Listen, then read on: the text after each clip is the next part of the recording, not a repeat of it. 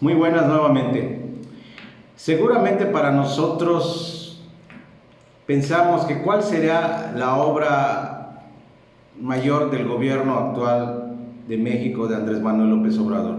Para muchos dicen que un capricho es el Tren Maya, para otros dicen que el capricho es la refinería de Dos Bocas en el estado de Tabasco, su estado originario. Para otros dicen que no, que es el aeropuerto Felipe Ángeles, con la desaparición del nuevo aeropuerto, el de Texcoco. Esa es la duda que vamos a despejar hoy. En realidad, la obra sexenal, la obra maestra, la obra mater, la obra que va a trascender a Andrés Manuel no es ninguna de las tres. Es el corredor transoceánico. Veamos por qué. En la anterior entrega yo les había dicho que por muchos años, por décadas, el sureste de México siempre ha estado olvidado. Es de hecho la zona más pobre, donde se localiza la región o zona de mayor pobreza, de mayor avance. Tristemente, uno que va a ser diputado actualmente y que fue ex candidato presidencial en elecciones pasadas, Gabriel Cuadri, dijo una frase muy triste, y es triste y vergonzosa porque es mexicano, que si México quería salir adelante tenía que desaparecer Oaxaca, porque era una carga demasiada. Bueno, veamos qué ha pasado con el sureste en los últimos 50 años, para ser más exactos. Desde décadas atrás, por no decir siglos, el sureste ha sido la parte más olvidada del país, la última frontera, la que no se escucha, todo por el norte. Pero un visionario fue Porfirio Díaz. Porfirio Díaz se da cuenta de que en esos años el comercio, la tecnología, la innovación venía por el Atlántico. Es así de que le da auge a lo que es el puerto de Veracruz, el puerto de Oaxaca y también el puerto de Coatzacoalcos. Y también tenía una visión. Estamos hablando de fines del siglo XIX, que era el istmo de Tehuantepec. Por eso se hace el puerto de Salina Cruz, Oaxaca, el ferrocarril del istmo, etc. Los Estados Unidos, a la par, se daban cuenta de que se tenía que hacer alguna obra para unir el océano Atlántico con el océano Pacífico. Es así como se logra, por asuntos legaloides. Recordemos que Panamá era parte de la República de Colombia. Se decide hacer un canal de Panamá, el canal de Panamá, y se concluye en el 2014, administrado por los Estados Unidos. ¿Para qué? Para que se una el océano Pacífico con el océano Atlántico. Sin embargo, pasan los años, se vuelve una zona muy importante porque por ahí pasan todos los barcos con las mercancías, uniendo las dos partes. Pero la visión también se tenía del istmo de Tehuantepec desde 1976. Fíjense, hace prácticamente unos más de 45 años,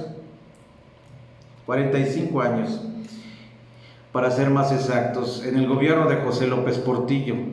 ¿Por qué no se llevó a cabo una infraestructura en el istmo de Tehuantepec?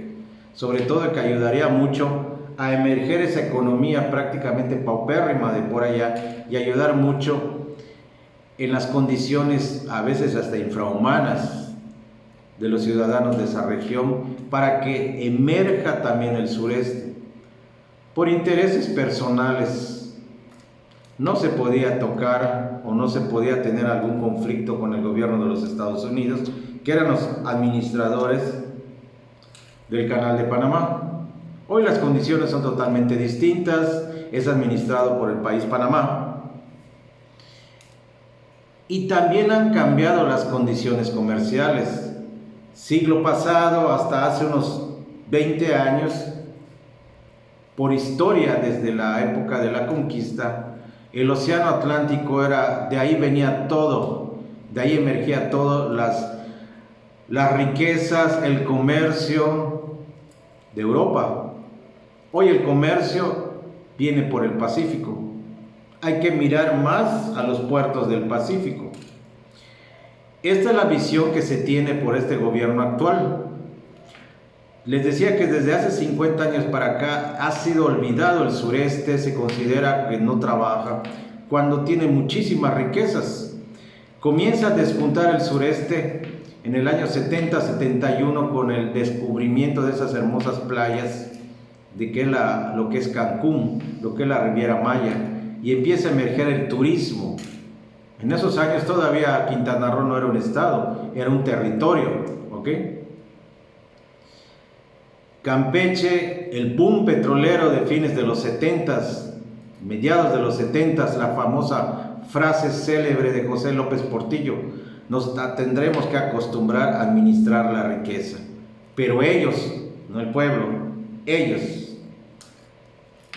Campeche, riqueza petrolera. El estado de Quintana Roo tiene la biosfera de Siancam, la selva inmensa, preciosa. Campeche tiene Calakmul, otra reserva natural, otra selva. Chiapas, la selva lacandona, con ese mosaico de naturaleza. El estado de Chiapas también tiene su riqueza. Tiene 3 presas hidroeléctricas: Chicoacén, Malpaso, Peñitas. Es un estado que genera demasiada electricidad, muchísima electricidad a través de esas presas. Pero qué ironía, es uno de los estados menos electrificados. ¿Qué quiere decir? Que las riquezas que generan estos estados no regresan al estado para que cambie las condiciones sociales y económicas de la población de esos estados. Oaxaca, un mosaico cultural, playas, tenemos la Guelaguetza, sus platillos típicos, o sea, el turismo allá es muy importante. Son más de 500 municipios el estado de Oaxaca. Sin embargo, tiene la zona más pobre del país. Tabasco, sus pantanos de Centla, su zona petrolera. Yucatán lo dejo al último. ¿Por qué? Porque es el estado ahorita emergente de todo el sureste.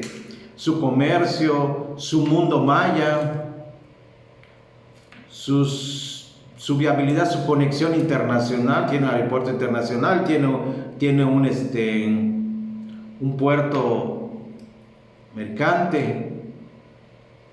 Pero no se sigue escuchando hasta allá. Viene este gobierno y dice: vamos a hacer la obra que va a quedar en los anales de la historia. Y ojo, y esto quiero que lo analicen. Como seguimos en esa cultura de lo que tú no haces, a mí me pega, la cultura de los cangrejos que les decía la vez pasada, que el peor enemigo de un mexicano es otro. Vamos a pegarle, y le pegan a las otras obras del gobierno de Andrés Manuel. Pero esta no la tocan. ¿Por qué será? No la tocan porque saben que es un boom detonante para la economía del país, que nos va a dejar en los cuernos de la luna.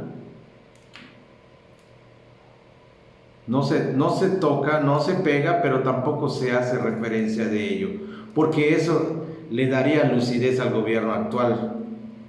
Y para los detractores, eso significa credibilidad y sobre todo votos en el 2024.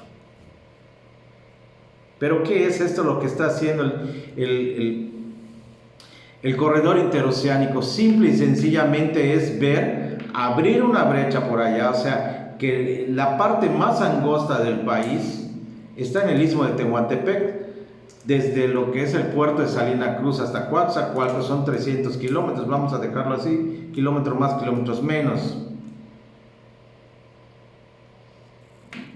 ¿Qué es? Vamos a entenderlo simplemente. ¿A qué le está tirando México? Está tirando México a lo más grande. Hoy por hoy, China es la fábrica del mundo. Como les decía hace un momento, antes el océano Atlántico, de ahí venían todas las riquezas, el comercio se hacía por el océano Atlántico, hoy no, es por el Pacífico. China, los países asiáticos mueven muchos productos comerciales y todos para llegar a la costa este de los Estados Unidos, para llegar también a la cuenca del Pacífico o a la Unión Europea, pasan por el Canal de Panamá. Panamá mueve en este momento 450 millones de toneladas de mercancía anual. Es una cantidad grandísima, grandísima. Tiene 80 kilómetros el ancho del Canal de Panamá y se cruza en un promedio de 8 horas. El plan del gobierno mexicano es el corredor transoceánico. Fíjense, el ferrocarril del Istmo que conecte Salina Cruz con Coatzacoalcos, aparte que se están haciendo carreteras, autopistas. Hace unos días el presidente estuvo por Oaxaca. ¿Por qué va mucho a Oaxaca? De hecho, emitió 3-4 videos. Días antes, la semana pasada, se reunió con los dueños del dinero en México. Pero eso se publica muy poco. ¿Por qué sería atractivo a los países del Pacífico? Llámese China, llámese Japón, Rusia, la India. ¿Por qué pasar sus productos, comercializarlos a través del corredor transoceánico y no llegar a Panamá? Bueno, porque la distancia en kilómetros que hay entre Salina Cruz y Panamá son 1872 kilómetros. 1872 kilómetros que recorrerían menos. Recorrer los 300 kilómetros del Istmo de Tehuantepec hasta Coatzacoalcos les lleva 8 horas en ferrocarril. Cruzar los 80 kilómetros en el Canal de Panamá, los barcos tardan 10 horas. También hay un ahorro de tiempo. Otros dicen que bueno, siempre los detractores, los pocos, porque esto les digo casi no se dará a conocer, de que pues es más viable llevar las mercancías en un barco, cruzar el canal y no tener que hacer transbordes. Claro, porque al llegar a Salina Cruz se tiene que llevar a través del ferrocarril o carreteras, y en Coatzacoalcos volverlos a embarcar para la costa este de los Estados Unidos. Sin embargo, todo este movimiento, ya les dije, primero les ahorra a estos países 1872 kilómetros, que eso se maneja en dinero, y en días tarda 5 días menos el manejo de las mercancías a través del Istmo de Tehuantepec, del corredor interoceánico, que con respecto a Panamá. Se busca condiciones también que detonen el crecimiento económico y social de toda esa zona. Estamos hablando que esa región del Istmo de Tehuantepec y el sur-sureste del país beneficiaría mínimo a Oaxaca 46 municipios y al estado de Veracruz 33. Saquen cuentas, aunado a todo la derrama económica que va a haber en el sureste del país. Se van a hacer también 10 corredores industriales, 10 parques industriales. Es una magna obra. Trabajo, esa economía que está muerta, esa zona que le hace falta fuentes de empleo para que salgan de ese rezago ya de pobreza a esas comunidades, van a tener eso. Yo les decía anteriormente que el epicentro del comercio mundial va a estar en esa zona, en el Istmo de Tehuantepec. No más que a veces no lo creemos, ¿verdad? Pero sí, es una realidad. Es una realidad, ¿por qué? Porque esta obra ya está echada, no ha parado a través de la pandemia. Está en un 53% y el proyecto es de que se inaugure a finales del 2023. El Tren Maya, uniendo la zona turística de Cancún, Campeche, Yucatán, Chiapas. Y déjeme decirle algo, en otra ocasión hablaremos de esa obra del Tren Maya. Yo creo que los ferrocarriles o el Tren Maya se va a volver un tren nacional, porque seguramente va a tener que tener alguna interconexión, y eso es a título personal que lo digo, con lo que es el Istmo, con lo que es la región de Coatzacoalcos, por el comercio. Esa es la magna obra. Seguramente hay gente que ya está temblando por esto. Tal vez, no sé, a nuestros hermanos panameños, a los enemigos políticos de este gobierno. ¿Por qué?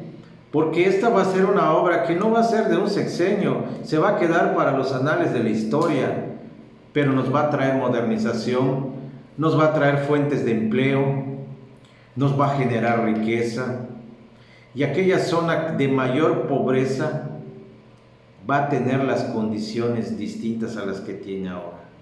Eso es a lo que le tira esta magna obra, que seguramente va a quedar en la historia.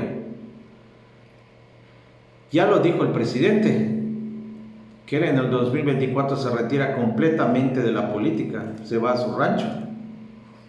Pero desde el inicio de esto, él nunca dijo que pensaba una reelección, o por allá, como decían, volver comunista a este país, o volverla como una Venezuela. Él siempre dice que quiere pasar a la historia como uno de los grandes presidentes de la historia, que quede plasmado la obra. Seguramente, si las condiciones se siguen dando como hasta ahora, si se sigue trabajando como hasta ahora y se sigue pensando en el prójimo mexicano más necesitado, definitivamente que va a pasar a la historia como un gran presidente. Nos vemos en próximas entregas. Como yo les dije, preparémonos, como dijo Jolopo, a manejar la riqueza. Preparémonos para unas nuevas condiciones de país que viene bien. El corredor interoceánico va para adelante. Seremos un epicentro comercial mundial. Nuestros yacimientos de hidrocarburos y de litio son magníficos. Por allá escuché una obra que ya se va a poner en práctica en el estado de Sonora con las energías renovables.